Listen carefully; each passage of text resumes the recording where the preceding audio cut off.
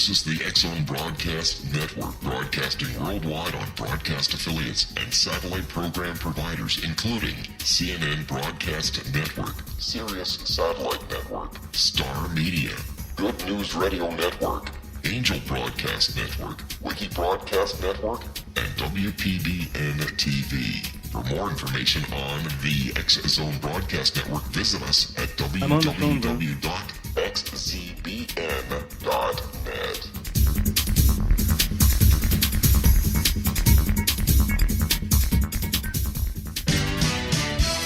Hi, this is Eric Rawls of Cosmoverse.com, and you're listening to Rob McConnell in the X-Zone. Hi, this is Blade Runner, and you are listening to Canada's #1 paranormal radio show, The X-Zone, with Rob McConnell. Hi, I'm Laura Sabrin of Feast to Fields Organic Vineyard in Jordan, and you're listening to Canada's #1 paranormal radio show, The X-Zone, with Rob McConnell. Hi, my name is Lady Ashley, the White Witch of Niagara-on-the-Lake, and you're listening to Canada's #1 paranormal talk radio show, The X-Zone, with Rob McConnell. Welcome to The X-Zone, a place where fact is fiction and fiction is reality. Now, here's your host, Rob McConnell.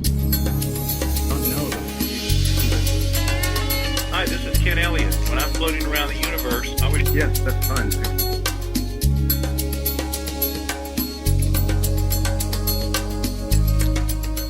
Good evening, one and all. Welcome to the X-Zone. My name is Rob McConnell. We're coming to you from our broadcast center in Hamilton, Ontario, Canada, and around the world on the X-Zone Broadcast Network and Starcom Radio Network. Worldwide toll-free, 800-610-7035. My email address is xzone at xzoneradiotv.com. On all social media sites, X-Zone Radio TV. And you can listen to the X-Zone 724-365 at www.xzoneradiotv.com. Now, if you're out in your car, if you're out on the beach, if you're just hanging around and you don't have access to your computer, but you do have your cell phone, you can call in and listen to the show as well at 213-401-0080.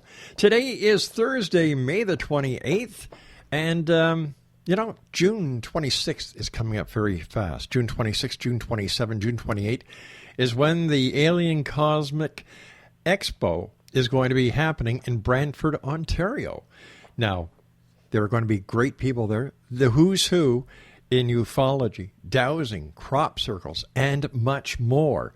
For more information on the Alien Cosmic Expo, www.aliencosmosexpo.com.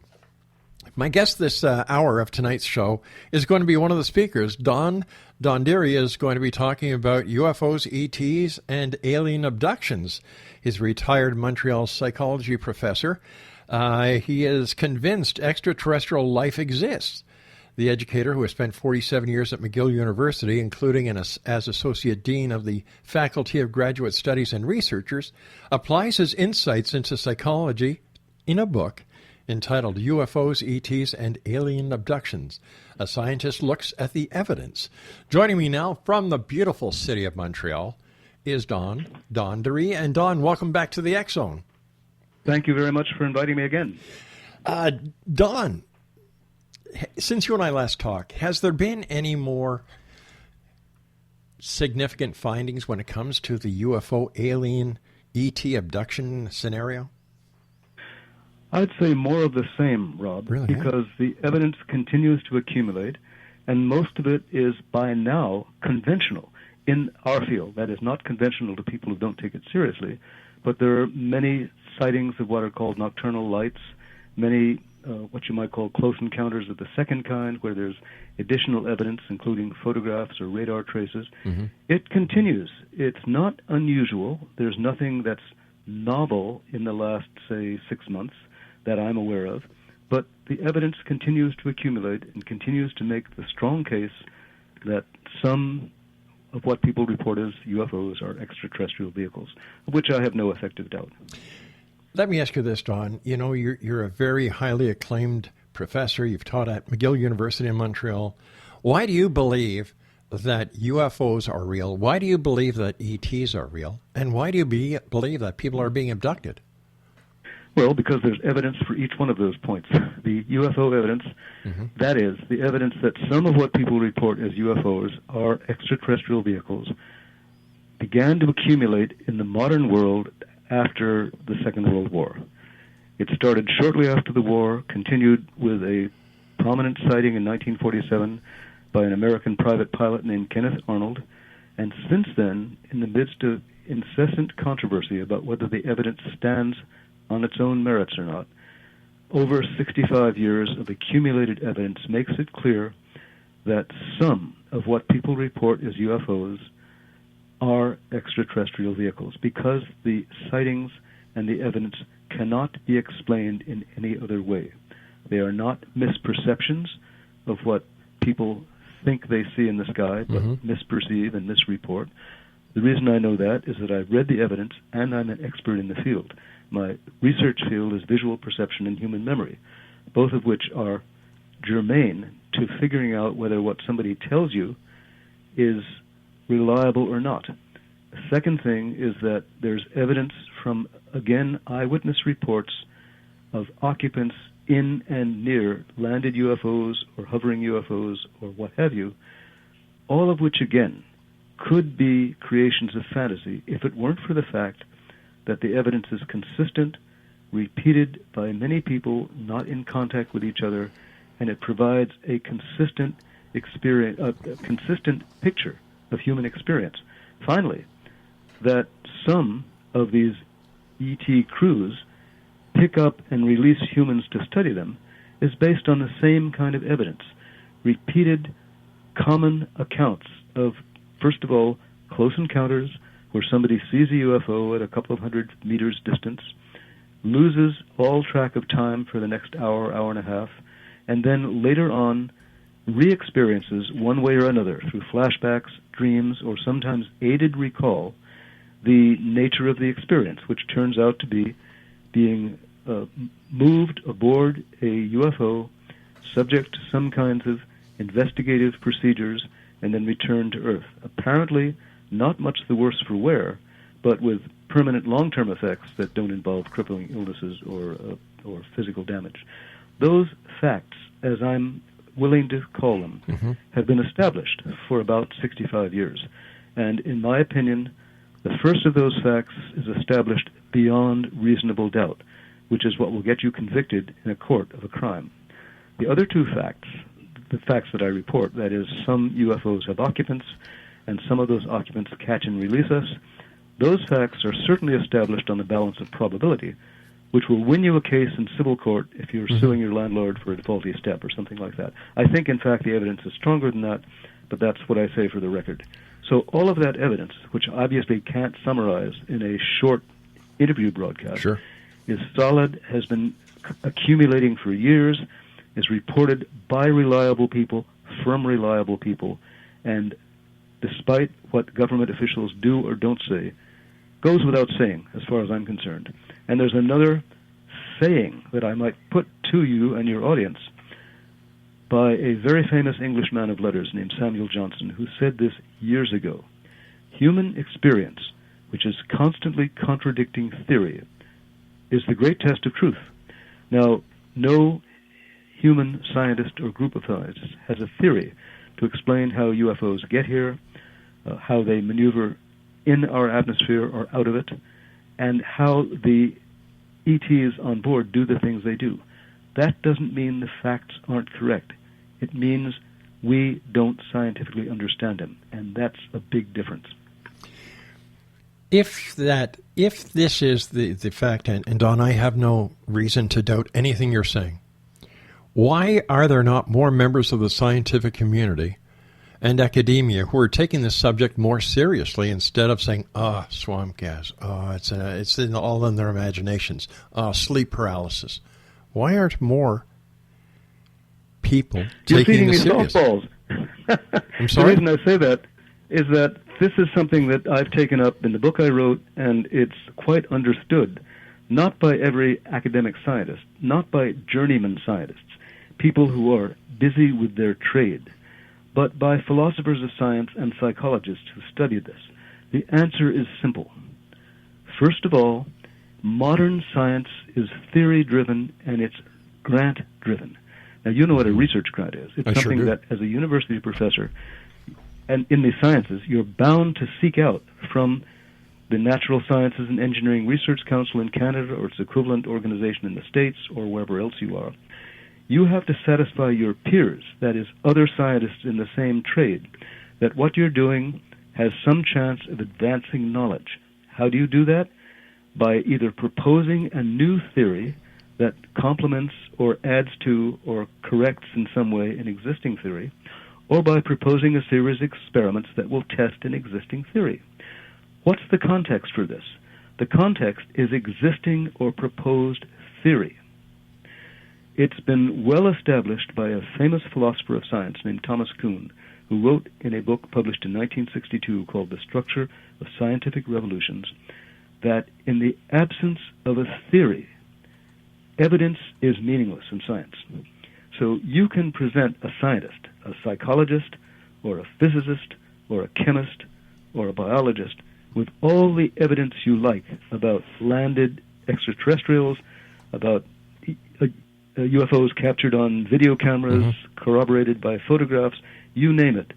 All of this evidence is outside of science because human contemporary science has no theory to explain it.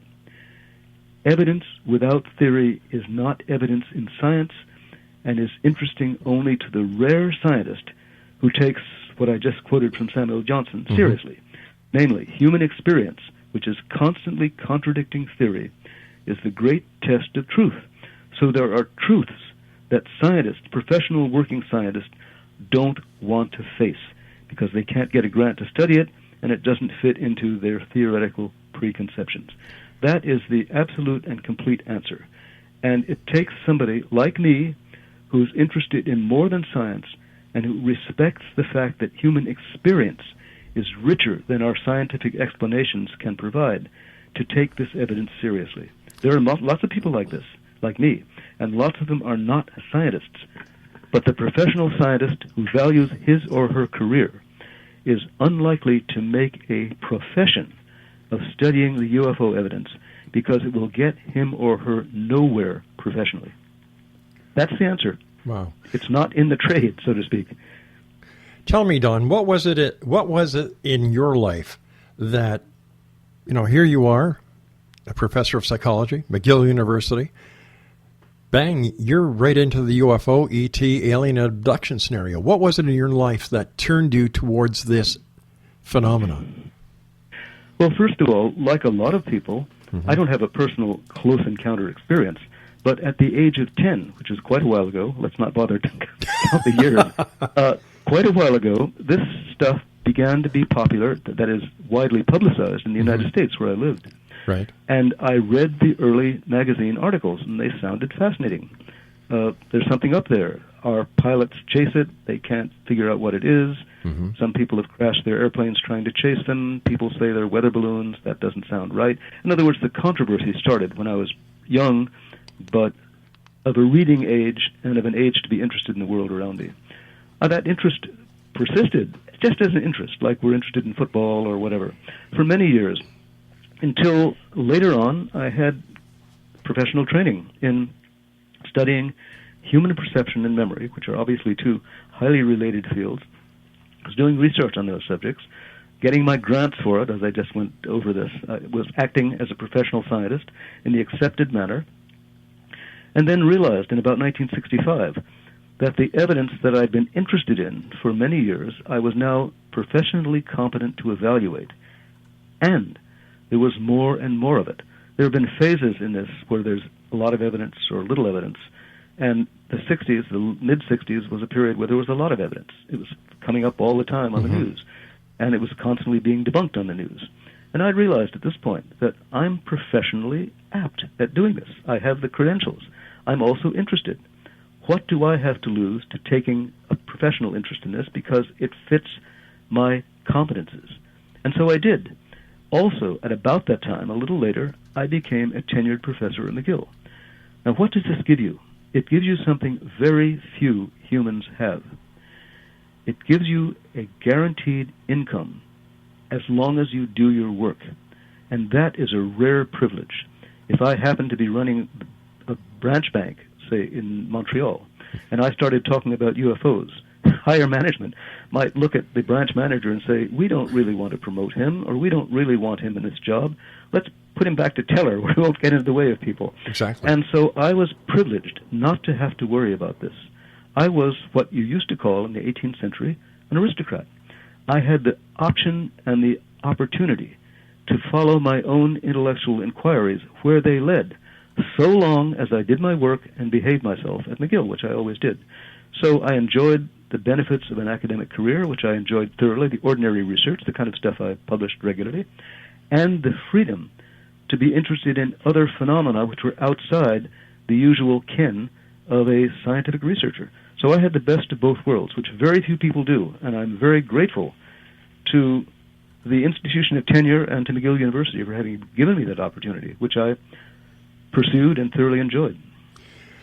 Tell me, during your research into your book and the cases that you've studied, is there a common thread between experiencers and abductees? Well, those are difficult terms to define, and I'm not the world's best expert on this. There are people who know a lot more about this than I do, but what I'd say is this. What many cases have in common, I said this before, I'll just repeat it, sure, is a core of remembered experiences. People who have had a remembered close encounter. That is, within a couple of 100 yards, there's a UFO hovering ahead over the road ahead. The classic Barney and Betty Hill case had this in it. Both of the participants remembered consciously the hovering UFO. The other common core for this is that they also have what's called missing time. Mm-hmm. After the sighting, they don't know what happened for another hour and a half or two. Then they find themselves either back in their car or sitting in their bed wondering what went on, or something like that. So when you start with these common experiences, then you have what's almost a detective mystery to solve. What's happened to the multitude of people who all report these common experiences and can't recall what happened for an hour and a half after the close encounter? That's where you begin looking at a common human experience. And to go back to Samuel Johnson, human experience, which is constantly contradicting theory, is the great test of truth. This is a pretty unusual experience. But how do we make sense of it? What researchers have done for the past 20, 30 years is they've taken these people seriously. They've sat them down, listened to what they had to say, sometimes just waited for the story to come out as it regains access to consciousness through memory. Sometimes they've worked at it through hypnosis, which is a valuable but tricky tool. And sometimes the corroboration has come spontaneously from people who had a flashback or recalled later what happened to them during that missing time. That's where you reconstruct these stories and put together a common picture. And the common experience, and this has been cited in books other than mine, in my own book, which is a secondary source in this case, I've reported what other people have said. The common experience is being taken aboard, subject to some kinds of tests, being in the presence of the usual, and anybody who follows the subject will have heard these phrases before, the usual gray aliens with big black almond-shaped eyes and who probe you and test you and don't tell you much about what's going on, then treat you basically in some kind of telepathic way to make you do what they want you to do, then eventually tell you it won't hurt or it's for your own good or whatever, and then drop you back off to where you were some time later to go about your business and try and connect with the real world, which is what people do. Now, there's a lot more to it than that, but the true experts on this subject are people I know, but whose path I have not followed as closely as I have in other domains. And you've heard of them, too. David Jacobs, sure. Bud Hopkins, the late Bud Hopkins. These are people well known in the UFO field, and they've done the original work in this area. Let me ask you something here. What is your, as a professor of psychology, what is your take or what is your opinion on hypnosis? Well, interesting you ask. You're allowing me to plug the book again. I have an entire chapter on hypnosis, or on the abduction narrative and how it relates to this. Hypnosis is a very interesting psychological tool. What it amounts to, basically, is relieving people of their current stresses and strains by what amounts to talking to them in a soothing and relaxing manner, going through some disciplines of relaxing, muscular relaxation, which puts you in a very receptive and open state. It also frees your current mind from other distractions. You're not thinking about the shopping list. You're not thinking about the kids late for school. You're not thinking about the job report I have to give tomorrow. Mm-hmm. You're basically focused on the present. Your attention is concentrated on the hypnotist's voice, and you're in the immediate present. What that makes possible is a psychological concentration that is rare enough in the world for any of us, and which is exaggerated under hypnosis when a competent hypnotist can get you to have a little greater access to your deeper memories than you otherwise would. Now, this is both good and bad, because it's quite clear from published research that under these circumstances you can persuade people that something happened that didn't happen to them. So, you might take somebody who had some fleeting impression that he or she was near a UFO, set them down, go through this process with them, and inculcate into their mind a remembered abduction experience which wasn't there.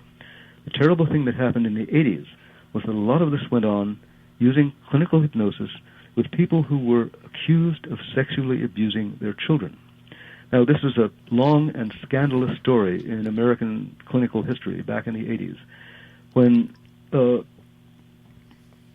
female children, adults, thought that their parents might have abused them, their father particularly. The father was either arrested or made to go into some kind of therapy for this. A therapist persuaded the father that this had happened. The father pleaded guilty and was sentenced to something that he never did, which came out in later evidence that invalidated the story that the guy told that was inculcated into him. So hypnosis is an extremely tricky and potentially dangerous tool. It can be used both ways. It can be used to eliminate blockages that were produced by fear and terror, and sometimes evidence about bad things that happened comes out this way. It can also be used in the hands of a either careless or motivated hypnotist to inculcate memories that aren't true. So it is an extremely tricky tool. On the other hand, if used competently and dispassionately, it can elicit memories that have been repressed for reasons that Freud brought out, a century or more ago. People are sometimes afraid of things that happen to them sexually and don't remember them. That's the classic Freud thing. There's hostility or anger that was expressed to them that they don't want to remember. That can be relieved. There are other things that are less traumatic in the old Freudian sense, but still could have happened badly, like being part of a genocide and surviving or something like this. These things can be helped by hypnosis, but it is not by itself and in an individual case a totally reliable technique. It's got to be either combined with other information or compiled with other independent cases that give you a constant picture. In other words, what you're talking about here is collecting and generating evidence about the abduction side of the UFO phenomenon over multiple witness cases which give similar reports. And that has been done, not by me, but by my colleagues, late Bud Hopkins, David Jacobs, and others, who've gone into this extremely carefully with full awareness of the difficulties of the technique and have come out with consistent stories that are credible. That's how you do it. Now, I'm not an expert in this. I have never actually recorded an original abduction story, although both my wife and I have listened to people in our living room telling highly convincing stories that suggested something like this might happen. These are not people who wanted to pursue it further. They're highly respected members of the community, active in business and civic events, and just didn't want to pursue it. But we heard what you might call the opening story, but not the finished story. It's the researchers like Hopkins and Jacobs who've gone to the trouble of trying to finish these stories and flesh out the entire picture, which is consistent and matches the story I told you. At least that's the clearest part. Sure. But I understand that the person who is doing the hypnosis session can lead a subject into an area for other purposes. For example, for collaboration of events that really didn't happen. Exactly. I just agreed with you. I Okay. said that's absolutely possible. You can feed people made-up stories, put it plainly. And that was happening back in the 80s with people whose parents were accused of sexual abuse. And some of those stories were turned out later to be induced by the hypnotist, not reflections of reality. It's an extremely dangerous and potentially volatile technique, which is why it's so controversial, Yeah. and why the layperson, the skeptic, a reasonable skeptic, would say, these stories based on hypnosis I don't like, because hypnosis is not consistent. Fair enough. There's other evidence that comes out without aided recall, with dreams and flashbacks, with what have you, that's consistent. The key in all of this is recording human experience and finding consistencies in it. Not consistencies you've driven it to, but consistencies that come out naturally. And that is tricky. It's much trickier in the abduction field than it is in just the reporting extraterrestrial UFOs, for obvious reasons.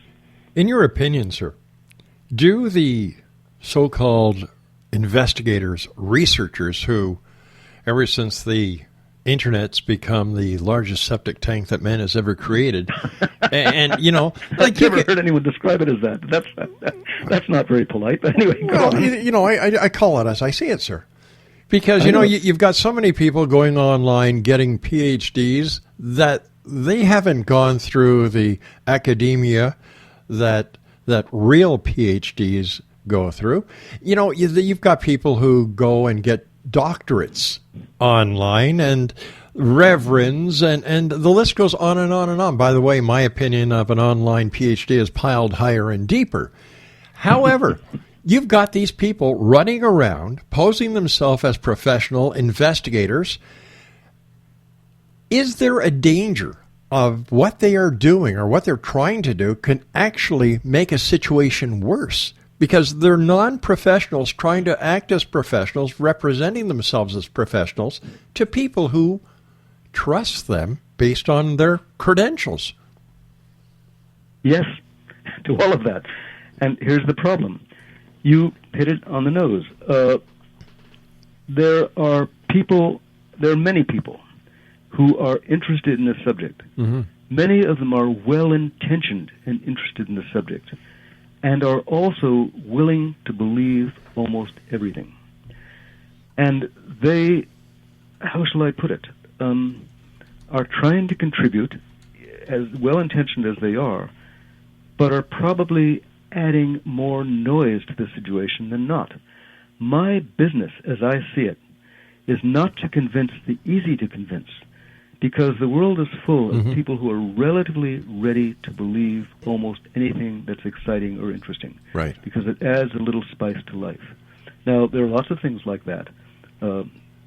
Baseball games, football, the lotto, what have you. The difficulty in this field in particular is to convince the hard to convince.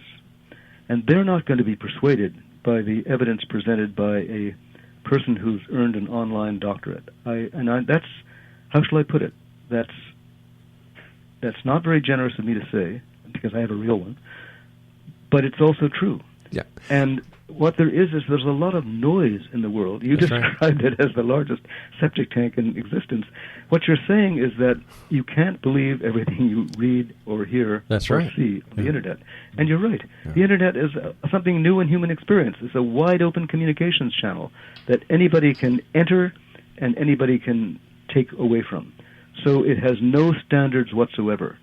We have to provide standards, but the person who comes to this area not knowing much about it and starts looking at it sees more noise than signal in the old technical sense. Now, I have in lectures I give a marvelous slide, and I'll flip through my book here to see if I can find it. It's not in the book, it's in some lectures I gave.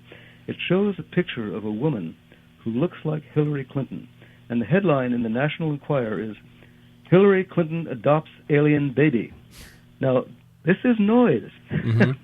This is not likely to be true. And this is an old... Well, I don't know. You never know with Bill. Well, you never know. maybe it wasn't an alien baby, just one of Bill's. But, anyway. Either that or it was Monica Lewinsky dressed up as an alien. Well, there we go. You see, now we're in the realm of speculation. But the point is that speculation will get you nowhere. It'll get you shaking the head in disbelief by people who need to take what they think seriously and have so much input because they're managing companies or managing universities or managing radio stations or managing television stations, that they need help in sorting the wheat from the chaff. And that's a very hard thing to do. I'm glad you recognize that.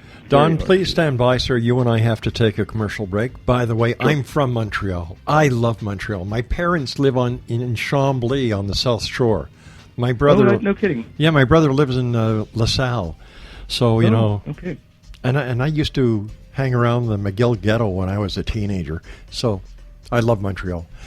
Don, please stand by. By the way, we were talking about good intentions before, and as we all know, the road to hell is paved with good intentions. Don and I will be back on the other side of this short commercial break as we continue here in the X-Zone from our broadcast center in Hamilton, Ontario, Canada, on the Starcom Radio Network. And don't forget, the Ed Till Show, Monday through Friday, from 9 a.m. until 5 p.m., right here on Starcom. My name is Rob McConnell. We'll be back on the other side of these breaks. Don't go away.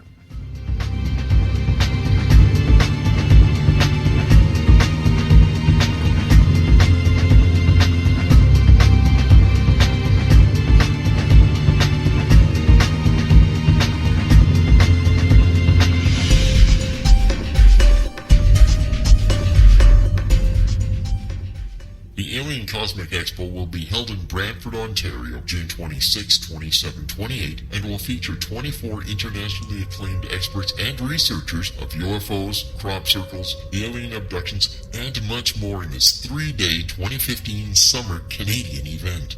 Experts in the field of extraterrestrials and alien encounters, out-of-body experiences, past life regression, soul reading, psychic, and mediumship will all be presented with professionalism, integrity, and credibility, making the Alien Cosmic Expo the largest event of its kind in Canada for 2015. The exhibitor hall will feature a spectacular lineup of gifted mediums, psychics, astrologers, channelers, aura photography, healers, as well as books, DVDs, alternative health products, crystals, jewelry, and much more, completing the venue with something for everyone.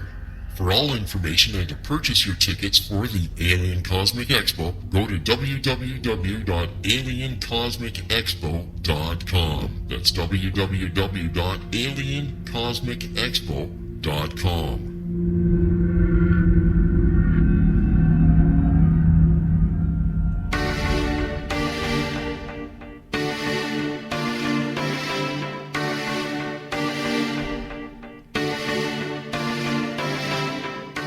What if someone told you you could live to be 120?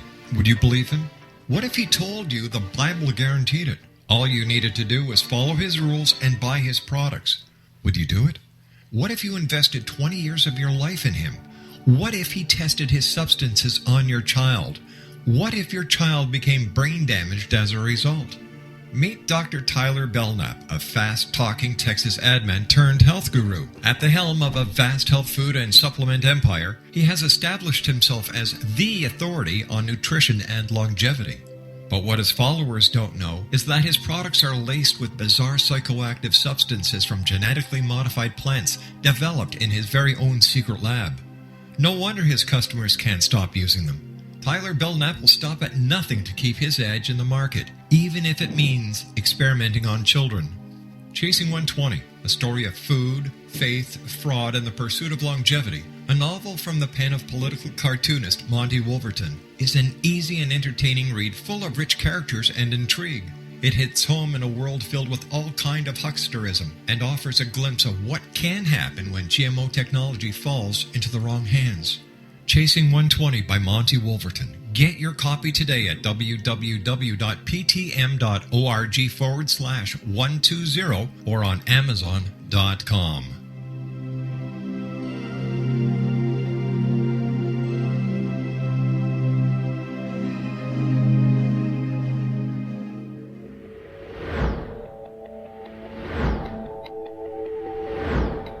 Have you exhausted all traditional means of healing without success? Are you experiencing communications through ghosts, angels, or even extraterrestrials and want to validate these experiences? Or would you simply like to speak with someone who can help you find your life's purpose? I'm Dr. Joseph Mara, and I'm offering my services to humanity at this time through consultations. These consultations include angel card readings, guided meditations, life coaching, and energy healing. If you desire clarity of what may appear to be unexplainable phenomenon, then contact me through my website at aguidinglight, spelled LITE.com, to schedule your consultation today. Until then, I offer you love, light, and laughter.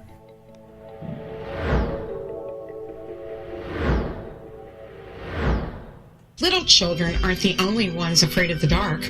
Millions of soldiers return from war zones with PTSD, anger, frustration, fear, and loneliness, much of which surfaces during the darkness of the night. You have the chance to change the lives of these American heroes. Songs and Stories for Soldiers.us provides free MP3 players for these men and women. With a list of 3 million songs in 16 different styles, 100,000 audiobooks, and 30,000 old-time radio programs, every veteran can find something to soothe and comfort them at no cost. All our players contain an 8-hour audio program designed to help veterans fall asleep. With 1,500 plus vets now participating, it's our goal to deliver 10,000 audio players this year. Go to our website at songsandstoriesforsoldiers.us. Help us help a veteran make it through the night. Hi, this is Eric Rawls of Cosmoverse.com, and you're listening to Rob McConnell in the X Zone. Hi, this is Blade Runner, and you are listening to Canada's #1 paranormal radio show, The X Zone, with Rob McConnell. Hi, I'm Laura Sabrin of Cease to Fields Organic Vineyard in Jordan, and you're listening to Canada's #1 paranormal radio show, The X Zone, with Rob McConnell. Hi, my name is Lady Ashley, the White Witch of Niagara-on-the-Lake, and you're listening to Canada's #1 paranormal talk radio show, The X Zone, with Rob McConnell. Welcome to The X Zone, a place where fact is fiction and fiction is reality. Now, here's your host, Rob McConnell.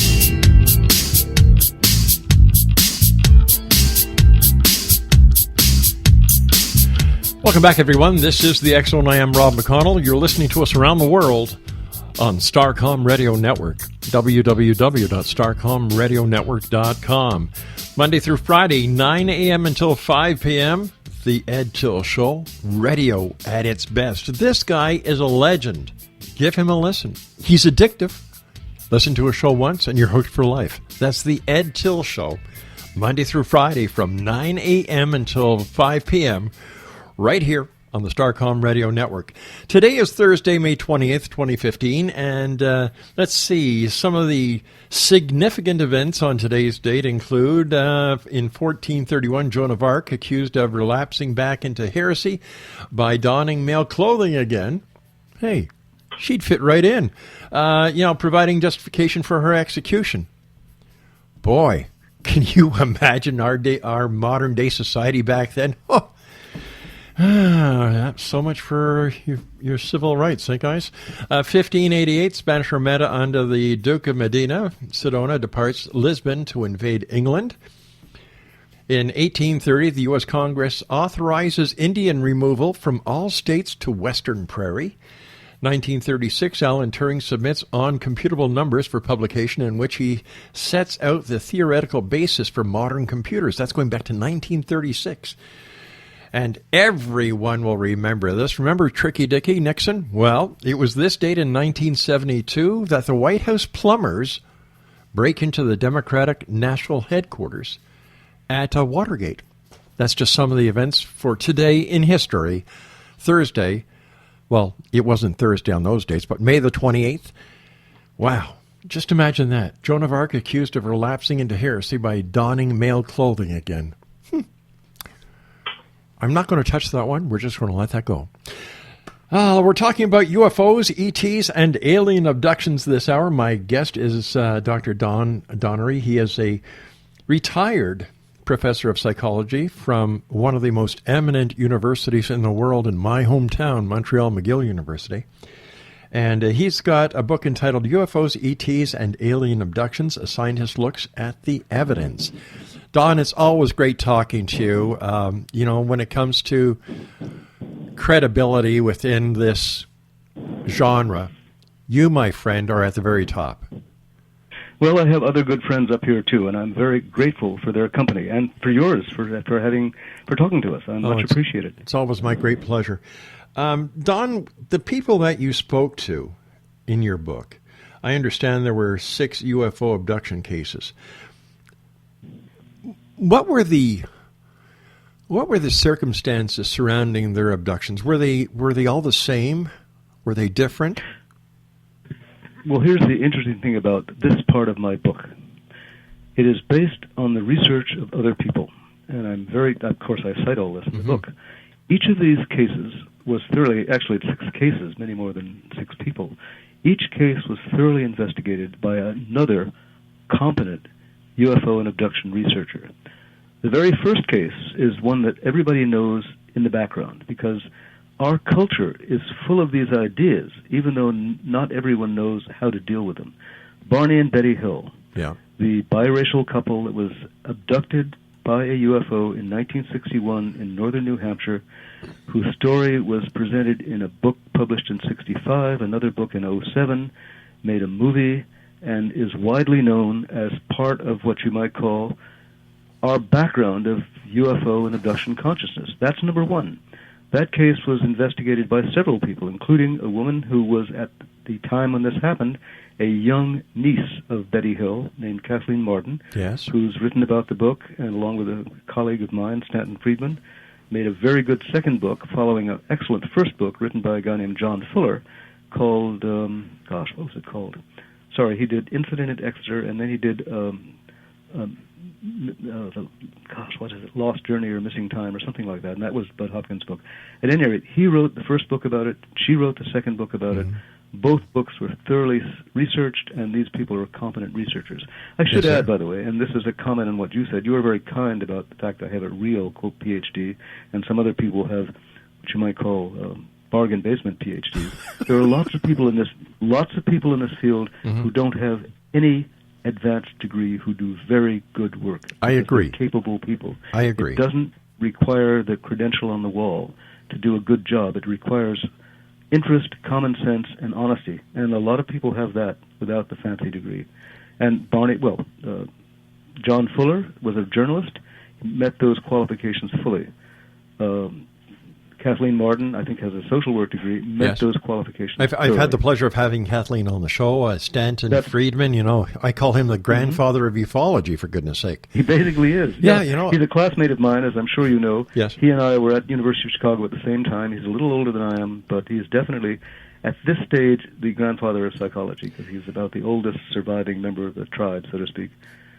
And so there are lots of good people, some of whom have scientific backgrounds, some of whom don't. But I'll tell you something. A lot of those cases, the other cases were investigated by people like Ray Fowler and Walter Webb, and as I said, Kathleen Martin and Stanton Friedman and John Fuller and others. And there is a competent core of people out there who've been following this seriously. Yeah. And whose contributions to the field build on the accumulated solid evidence that we've got.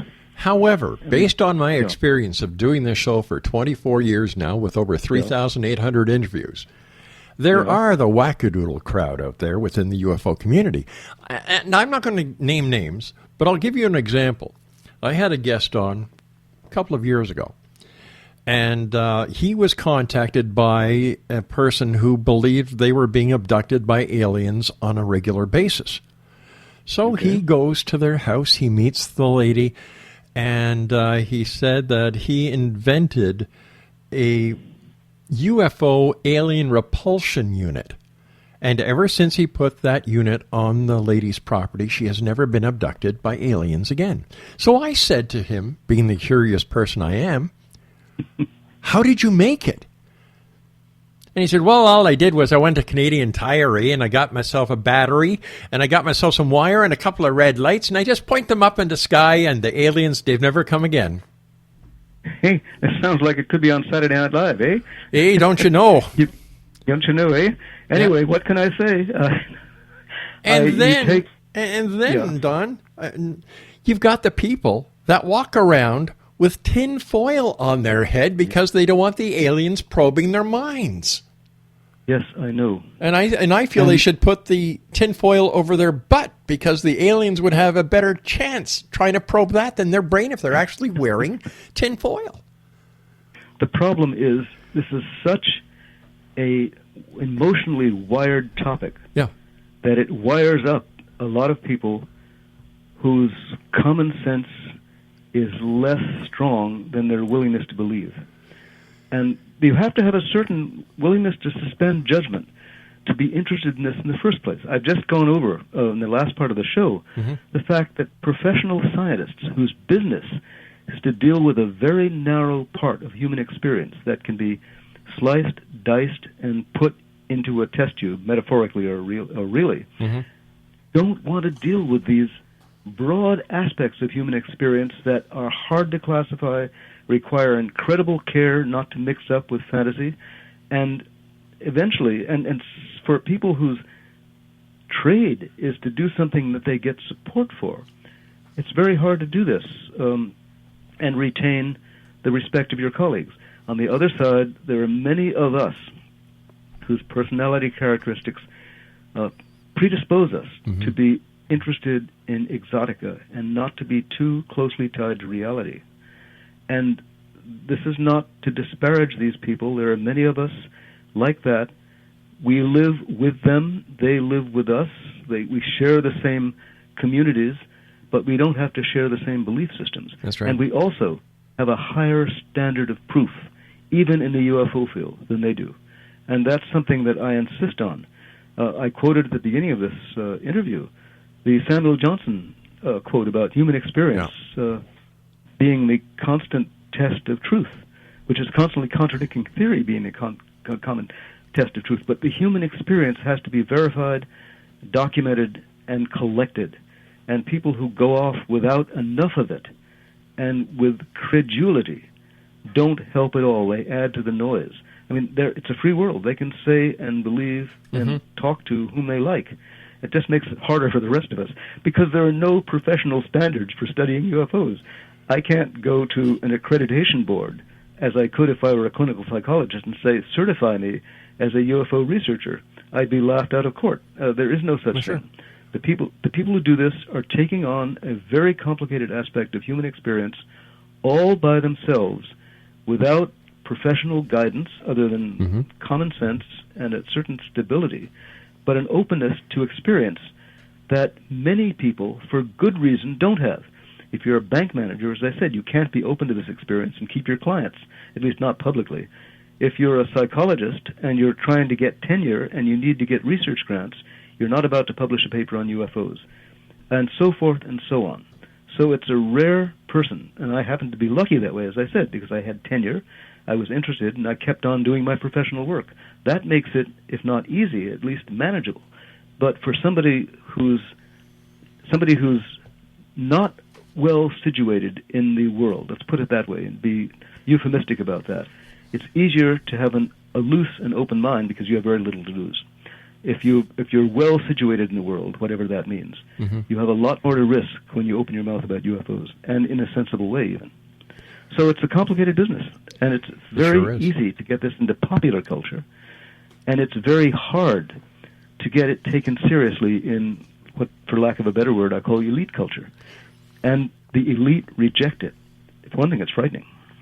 You know, I give a lot of laurels to both Heather and Joanne, the organizers of the Alien Cosmos Expo that's happening in Brantford, Ontario, you know, the 26th, 27th, 28th of June. They have brought together, in my opinion, a credible group of people, 24 speakers, who believe, who make sense, who are willing to share and explain to the people that they are going to be having at their expo. And this is rare because I used to go to all the different alien expos, and it came to a point where the wackadoodles were getting to me. It was that bad. And then when I heard about Joanne and Heather's expo, and I saw who was going there and who the speakers were, and I've had you on the show before, Stanton Friedman. I've had him on the radio show. We did a TV segment with him. Michael Horn. I know Michael Telstar. Dr. Georgina Cannon, have a lot of respect for her. It was like, finally, somebody is bringing a group of people together to help those who have questions, those who believe they have experienced either a UFO sighting or believe they've been abducted by aliens, to try and help. And, hats off to them and hats off to you for being part of this great thing. Well, thank you. I'm looking forward to going there, and I haven't met many of the people you're describing, and I'll be interested to do so. That's a very positive outlook for me heading out there on the 27th or 26th. Yeah. What are you going to be talking about at the expo? Well, I think the title is pretty much the one. I've forgotten what I gave as the title. But what I'll probably... You can tell me. I've probably got it in the program in front of you. Let's see. It's UFOs, ETs, and Alien Abductions. Okay, it's the same title as the book. That gives me freedom to talk about what I like. I will probably take an approach and now I'm showing off a little bit, of a talk I gave at Nuffield College in Oxford a couple of weeks ago. And the title of that talk was Abnormal Psychology, Normal Science, and the UFO Evidence. And what I'll probably talk about under that general rubric is how this fits into the worldview that we're provided by science and how that's explained by abnormal psychology. And what I'll point out, and I'm not the only one to have pointed this out, is that, as I said just a few minutes ago, taking this seriously for people who are in responsible positions in the world, and I don't mean me or you, I mean people who are responsible for national defense, right, or whatever, people who have serious administrative responsibilities for public safety and security and government. Taking this seriously for them is difficult because, as my wife said to me, I was using another word at the time, this renders them helpless. What do you do about it? You and I, and as far as I know, nobody else, I may be wrong about this, don't know how to deal with interlopers who can come and pick us up and drop us off when they choose, who have gone into messing with our minds, to put it plainly, in ways that we haven't had a chance to discuss on this program at any great length, and who basically do it in the absence of any defense. If this were, let's put it plainly, if Americans were coming across the border and kidnapping Canadians and then returning them a week later, or 2 hours later even, with impunity, there would be an international scandal. But this is happening from above, and there is no governing agency, either local or regional or international, that can do anything about it. And for people who are responsible for our well-being, this is a serious challenge they don't want to face. And I'm not the person who pointed this out. Two political science professors, Alexander Wendt and Raymond Duval, wrote an article about this in a very good UFO book published in 2010 by Leslie Keene. You may have had her on the program. You may know about the book. It's called UFOs, Generals, Pilots, and Public Officials Go on the Record. Yeah. And they presented an argument, which is just the argument I've repeated, that the reason the idea is rejected or kept at arm's length by responsible public officials is that, taken seriously, this undermines their responsibilities to us, and they don't know what to do about it. And Don, that's just too frightening to deal with. Don, we've run out of time for tonight, but I will be looking forward to meeting you in person in Brantford at the Alien Cosmic Expo, June 26, 27, 28th. My many thanks for coming on the show and for the great work that you do. My pleasure. How can our listeners learn more about you, and where can they purchase your book? They can purchase the book either online as a Kindle or a Nook from Amazon or Barnes & Noble, but they can get it in paperback, I hope, from most local bookstores. Don, take care of yourself, safe travels, and once again, I look forward to meeting you and having you back on the show to continue this very interesting topic. Thank you. See you in a month or so. All right. Take care of yourself, Don. Bye-bye now. Bye-bye. Thank you. Exonation. What a great guy. Dr. Don Donderi. He's going to be at the Alien Cosmic Expo in Brantford, Ontario, June 26, 27, 28, as we will. That's right. The X-Zone radio TV show is going to be there. And once again, if Joanne and Heather are listening, ladies, you've done a great job in this organization of this very unique Canadian Alien Cosmic Expo.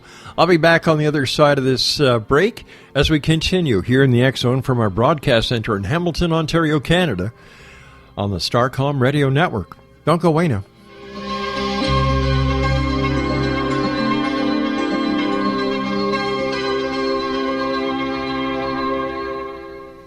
I'm not a Starfleet commander or T.J. Hooker. I don't live on Starship NCC-170 or own a phaser. I don't know anyone named Bones, Sulu, or Spock. And no, I've never had green alien sex. But I'm sure it'd be quite an evening. I speak English and French, not Klingon. I drink Labatt's, not Romulan ale. And when someone says to me, live, lie, and prosper, I seriously mean it when I say get a life. My doctor's name is not McCoy, it's Ginsburg.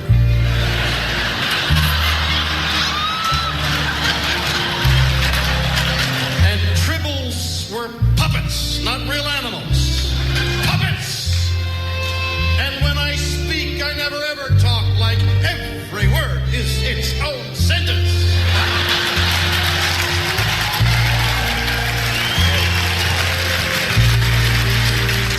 I live in California, but I was raised in Montreal. And yes, I've gone where no man has gone before, but Mexico and her father gave me permission. My name is William Shatner, and I am Canadian. This is Elijah. What? Elijah. You know Elijah? No, I don't. Well, they know me down at the police station. Well, why does that keep beeping like that? It's on a recording. Oh, hey, a recording. That's great. I'm being recorded? Yes, sir. Hey, that's great. I want everybody to hear about me. Pretty soon I'll be world famous. That's the truth. I'm going to Jerusalem pretty soon. God's going to take me his way, a spaceship.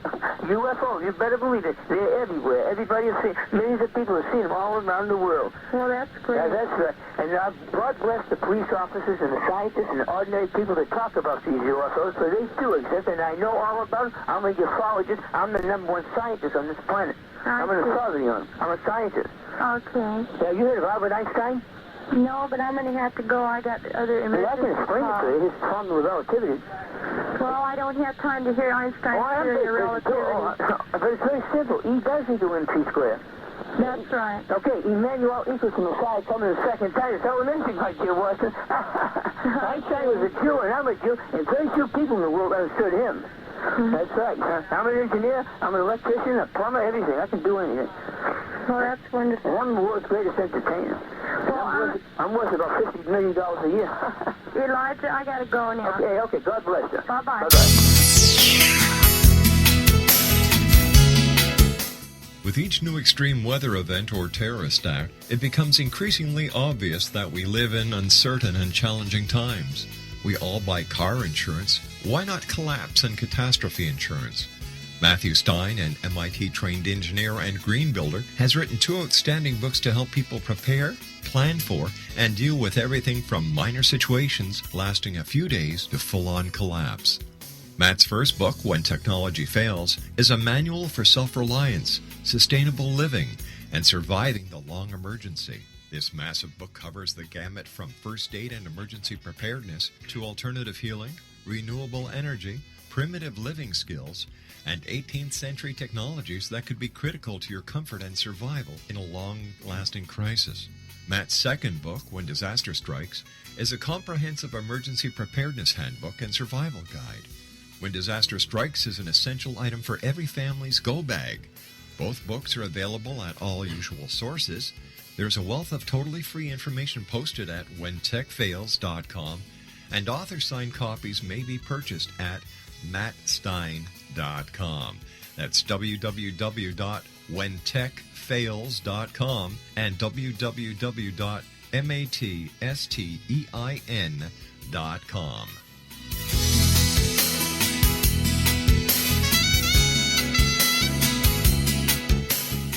Are you considering calling a psychic to read your situation? Then consider David Champion, a psychic medium for more than 20 years with thousands of ratings under his belt. David Champion will make you feel comfortable. He has proven to be honest and accurate. He's a straight shooter. There's no guesswork. What he sees is what you get. While he is a medium, most of the calls focus on relationships, not only love, but work, school, neighbors, and more. Need help with finding a job and preparing for the interview? Are you dealing with people who are obstacles in your path?